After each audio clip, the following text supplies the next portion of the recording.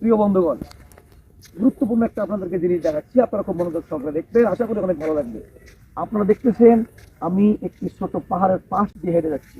আসলে এই পাহাড়টি হচ্ছে বালুর পাহাড়, ধওলা নদীর পাশেই রয়েছে এই বালুর পাহাড়টি। আপনারা অবশ্যই এই বালুর পাহাড়টি দেখতে আসবেন, আসলে আপনাদেরকে অনেক ভালো লাগবে, আপনাদের হৃদয় জুড়ে যাবে এইরকম পাহাড় দেখার কারণে। আসলে কথা হচ্ছে ভাই, এটা পুরো পাহাড় নয়, এটা হচ্ছে ডেজার্ট দিয়ে নদী খনন করে বালুর একটি স্তূপ করে রাখা হয়েছে, দেখতে পাহাড়ের মতো মনে হয়। তবে আসলে সত্য কথা হচ্ছে ভাই, এই যে আমি যে পাহাড়টিতে উঠতে যাচ্ছি, এটা হচ্ছে কুড়িগ্রাম জেলার ধওলা নদীর দক্ষিণ প্রান্তের সবচেয়ে উঁচু পাহাড়। এই পাহাড়টির নাম দেওয়া হয়েছে কুডুম কুডুম পাহাড়। আপনারা এই কুডুম কুডুম পাহাড়ে ঘুরতে আসবেন, তবে সঙ্গে অবশ্যই নিয়ে আসবেন স্ত্রী। কিন্তু বিয়ে বহির্ভূত কাউকে স্ত্রী হিসেবে নিয়ে আসলে ক্ষতি আপনাদের হবে, কারণ এখানে রয়েছে একটি রলা বাগান। এই রলা বাগানে যারা ঘুরতে আসে তারা এখানে কট খেয়ে যায়। কেন কট খায়? এখানে নিয়ে আসে তারা শুধু একটাই উদ্দেশ্য, অনৈতিক কাজ করার জন্য নিয়ে আসে। এই অনৈতিক কোনো কাজ আমরা আমাদের এলাকায় হতে দেব না, কিংবা আপনারা করার চেষ্টা করবেন না, এতে করে আপনাদের ক্ষতি হবে।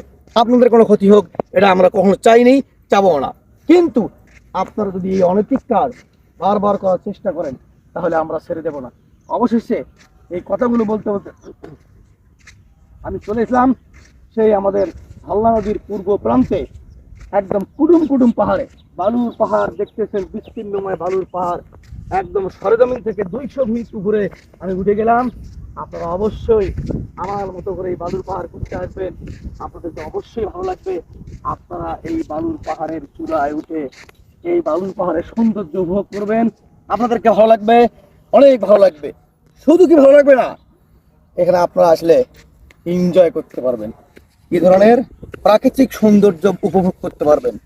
প্রাকৃতিক সৌন্দর্য উপভোগ করার যে মজা আলাদা ভাই, এটা বলে বুঝাইতে পারবো না।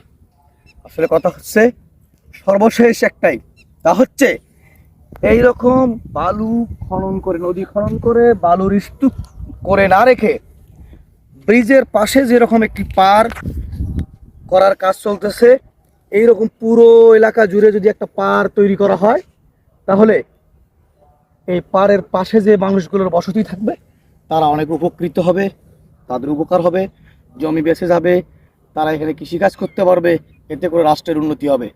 বসত ভিটা যদি কারো না ভাঙে, তাহলে ওই মানুষটা অর্থনৈতিকভাবে স্বাবলম্বী থাকে। কিন্তু কোনো মানুষের বসত ভিটা ভেঙে গেলে ওই মানুষটা সবচেয়ে বেশি ক্ষতিগ্রস্ত হয়। আমার এই কথাগুলো যদি ভালো লাগে, তাহলে অবশ্যই ভিডিওটি লাইক কমেন্ট শেয়ার করবেন। আর যদি ভালো না লাগে, তাহলে কমেন্টের মাধ্যমে ভুলগুলো ধরিয়ে দেবেন, আমি শুধরে নেব। আপনাদের সাথে দেখা হবে নতুন কোনো ভিডিওতে। ভালো থাকবেন, সুস্থ থাকবেন, আল্লাহ হাফেজ, আসসালামু আলাইকুম ওয়া রাহমাতুল্লাহ।